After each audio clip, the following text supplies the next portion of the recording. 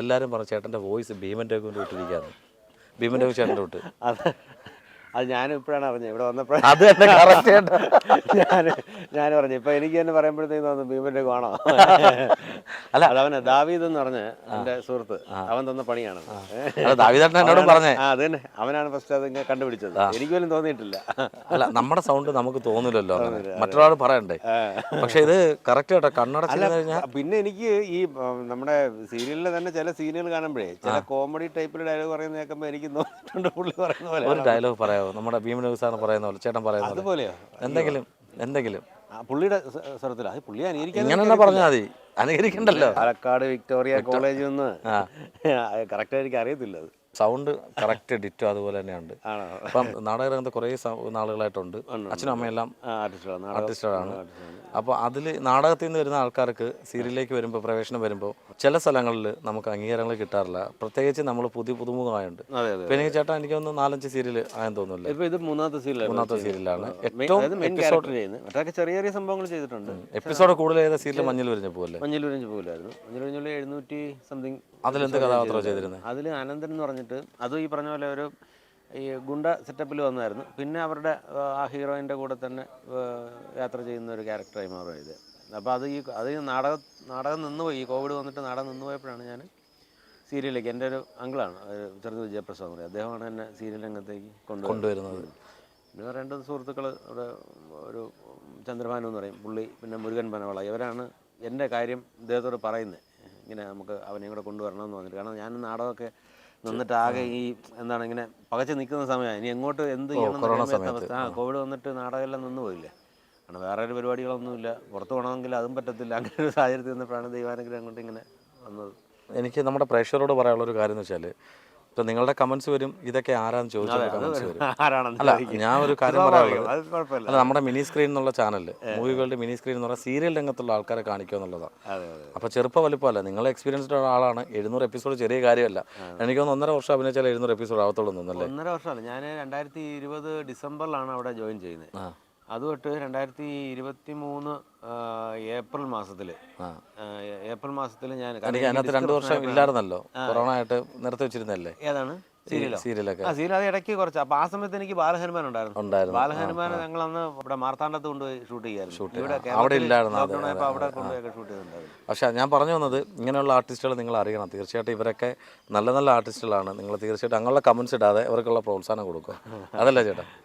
ചേട്ടാ ചില സീരിയലിൽ ചില ഡയറക്ടേഴ്സ് ചില പ്രശ്നക്കാരുണ്ടെന്ന് പറഞ്ഞു കേട്ടിട്ടുണ്ട്. അതിലൊരു സീരിയൽ ഇപ്പം ഒരു ആർട്ടിസ്റ്റ് എനിക്ക് വേണ്ടി തന്നെ ഇൻ്റർവ്യൂ തന്നിട്ടുണ്ട്, പേര് പറയുന്നില്ല, അദ്ദേഹം പറയുകയും ചെയ്തിട്ടുണ്ട്. അതിനകത്ത് താങ്കളും ഉണ്ടായിരുന്നു അല്ലേ? ആ പറഞ്ഞതിനകത്ത് എന്തെങ്കിലും, ആ ആർട്ടിസ്റ്റ് പറഞ്ഞതിനകത്ത് എന്ത് സത്യസന്ധമായിട്ട് കുറേയൊക്കെ കാര്യങ്ങളുണ്ട്. കാഴ്ച കഴിഞ്ഞാൽ അദ്ദേഹത്തിന് പുറത്ത് നമ്മൾ ഫസ്റ്റ് വരുമ്പോഴൊക്കെ ഭയങ്കര സ്നേഹമാണ്. നമ്മുടെ എല്ലാ കാര്യങ്ങളും സംസാരിക്കുമ്പോഴെല്ലാം സ്നേഹമാണ്. പക്ഷേ ഈ ആക്ഷൻ പറഞ്ഞു കഴിയുമ്പോഴത്തേക്കും പുള്ളിയുടെ സ്വഭാവം മാറും. അതെന്താണെന്ന് എനിക്ക് ഇപ്പോഴും പിടികിട്ടിട്ടില്ല. പിന്നെ എന്തോ ഒരു അങ്ങനെ ഒരു ഗമയല്ല, അതെന്താണെന്ന് എനിക്ക് ഇപ്പോഴും മനസ്സിലായില്ല. പുള്ളിക്ക് കറക്റ്റ് അറിയില്ല. കാരണം ചില സംഭവങ്ങൾ പുള്ളിയുടെ മനസ്സിലേ കാണത്തുള്ളൂ. പുള്ളിയുടെ മനസ്സിൽ കിടക്കുന്ന നമ്മളോട് പറഞ്ഞാലല്ലേ നമുക്ക് ചെയ്യാൻ പറ്റും. അപ്പോൾ അത് വന്നിട്ട് നിങ്ങളെന്താ അത് ചെയ്യാൻ എന്താ അത് പറഞ്ഞാൽ അത് ഇത് ചെയ്തില്ലേ എന്ന് പറഞ്ഞിട്ട് നമ്മൾ ചൂടാ. അപ്പോൾ നമ്മളങ്ങ് മൂടോട്ടാവും. ഫസ്റ്റ് ഞാൻ ചെന്നപ്പോൾ തന്നെ എനിക്കന്ന് ഈ ഡിസ്ക് പ്രശ്നമായിട്ട് ഞാൻ ഒരു കുറച്ച് നാൾ ട്രീറ്റ്മെൻറ്റിലൊക്കെ ആയിരുന്നു. അത് കഴിഞ്ഞിട്ടാണ് ഞാൻ അതിൽ ജോയിൻ ചെയ്യാൻ ചെല്ലുന്നത്. ചെന്നതിൻ്റെ അന്ന് തന്നെ നിസ്സാര കാര്യത്തിന് പുള്ളിയായിട്ട് ഞാൻ അങ്ങനെ ആരോടും ഈ ഡയറക്ടേഴ്സിനോടൊന്നും തിരിച്ചൊന്നും പറയാത്ത ആളാണ്. പൊതുവേ അങ്ങനെ നമ്മളൊരു വഴക്കാക്കണ്ടല്ലോ. ഇദ്ദേഹത്തോടാണ് ഞാൻ ജീവിതത്തിൽ ആദ്യമായിട്ടും അവസാനമായിട്ടൊന്നും വേണമെങ്കിൽ ഈ വഴക്കാക്കിയിട്ട് സംസാരിച്ചത്. ഞാൻ പറഞ്ഞത് എന്താണ് നിങ്ങൾ കാണിക്കുന്നതെന്ന് ചോദിച്ചു. എനിക്കത് ദേഷ്യം വന്നു നേരം. ഒന്നാമത് ഞാൻ അത്രയും നാൾ ഈ കിടന്നിട്ട് ഈ ട്രീറ്റ്മെൻറ്റിൻ്റെ പ്രശ്നം, ഇപ്പോൾ ഈ ഈ 1 മാസമായിട്ട് വെയിലടിക്കുക എന്നിട്ട് വെയിലൊക്കെ അടിച്ച് കഴിഞ്ഞപ്പോൾ ഞാൻ ആകെ ഇതായിപ്പോയി, അസ്വസ്ഥനായി. ആ സമയത്താണ് പുള്ളിക്കാരനോട് ദേഷ്യപ്പെട്ടത്. കാരണം വേറെ അങ്ങനെ ഒരു അവസ്ഥ ആരും ഉണ്ടാക്കുന്നില്ലല്ലോ. ഇത് നിസ്സാര കാര്യങ്ങൾക്കൊക്കെ ആയിട്ട് പുള്ളി കയറി പിടിച്ചിട്ട് പിന്നെ അതങ്ങ് മാറി. അത് കഴിഞ്ഞ് നോർമലായി, പിന്നെയാണ് സൗഹൃദമായി. എങ്കിലും ആക്ഷൻ പറയുമ്പോൾ പുള്ളി അല്ലാതെ മറ്റേ സ്നിക്കേഴ്സിന്റെ പരസ്യം പറയാനൊക്കെ വിശന്നാ നിങ്ങളല്ലാതെ ആക്ഷൻ പറഞ്ഞ സ്നിക്കേഴ്സ് കഴിക്കുന്നതിന് മുമ്പ് ധോണി വേറെ ആളാണ്, കഴിച്ചു കഴിയുമ്പോൾ സാധാ ധോണിയായിട്ട് അല്ലേ? സ്നിക്കേഴ്സിന്റെ ആ ഒരു പ്രശ്നമുണ്ട്, ഉദാഹരണം കൊള്ളാം. അത് കഴിഞ്ഞാൽ പിന്നെ പ്രശ്നമില്ല. അദ്ദേഹത്തിന് എനിക്കൊന്നേ ആ സ്ക്രീൻ കാണുമ്പോഴത്തേനും ക്യാപ്റ്റൻ അല്ലെങ്കിൽ ക്യാമറ ഡയറക്ഷൻ എന്ന് പറഞ്ഞ് നിൽക്കും. അത് എൻ്റെ കൂടെ അന്ന് അനുചേട്ടനുണ്ടായിരുന്നു, ക്യാമറമാൻ അനുചേട്ടനുണ്ടായിരുന്നു. അന്ന് ആ സമയത്ത് എൻ്റെ അടുത്ത് ഭയങ്കരമായിട്ട് മോശമായിട്ട് സംസാരിച്ച പുള്ളി. ഞാനെന്തോ ആരെയോ കരയിച്ചു എന്നൊക്കെ പറഞ്ഞിട്ടാണ് അവർ സംസാരിച്ചത്. ആ സംഭവം നടന്നിട്ടില്ല. പക്ഷെ നിങ്ങളെല്ലാവരും ഒരേ സ്വരത്തിൽ പറയുന്നുണ്ട് അയാൾ ശരിയല്ലെന്ന്. ഇങ്ങനെ ഒരു പക്ഷെ ഞാനിപ്പോൾ കണ്ട ഡയറക്ടർ അല്ലേ ഇവിടുത്തെ ഇപ്പം നിങ്ങൾ സംസാരിച്ച അദ്ദേഹം തന്നെയാണ് ഇവിടെ ഡയലോഗ് പറഞ്ഞു കൊടുക്കുന്നത്. അതെ അതെ, പുള്ളി തന്നെ സ്ക്രീനിൻ്റെ ഫ്രണ്ടിൽ നിന്ന് അദ്ദേഹം തന്നെയാണ്. അദ്ദേഹത്തിൻ്റെ പേരെന്താണ്? അബി സാർ കേട്ടോ.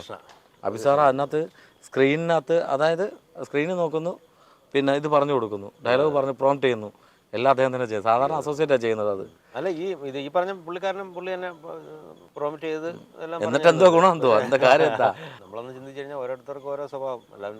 ചേട്ടാ, നാടകത്തെക്കുറിച്ച് പറയുകയാണെങ്കിൽ ഇടയ്ക്ക് കുറേ നാടകത്തിന് കുറേ നാടകത്തിന് ഉള്ള ഇപ്പൊ സംഭവം, അതായത് പിന്നിലോട്ട് പോയൊരു സമയം ഉണ്ടായിരുന്നു, ആർക്കും വേണ്ട, അങ്ങനെ ഒരു സാഹചര്യം ഉണ്ടായിരുന്നു. ഉത്സവപ്പറമ്പിൽ പോലും നാടകം വേണ്ട, നിങ്ങൾ അങ്ങനെ സമരങ്ങളൊക്കെ നടത്തിയൊരു സമയം ഉണ്ടായിരുന്നു. പ്രശ്നം ഉണ്ടായിരുന്നു. അത് ആ സമയത്തൊക്കെ എന്തായിരുന്നു കേട്ടോ അവസ്ഥ?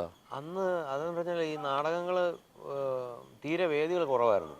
ഈ മിമിക്സ്, ഗാനമേള, ഇതിൻ്റെയൊക്കെ ഒരു അതിപ്രസരം എന്നൊക്കെ വേണമെങ്കിൽ പറയാം. അതുപോലെ എല്ലാം ഒരുപാട് വന്നു കഴിഞ്ഞ്, അത് മാത്രമല്ല പ്രമേയങ്ങളിലൊന്നും വലിയ പുതുമകളില്ലാതെ പൊയ്ക്കൊണ്ടിരിക്കുന്ന സമയമാണ്.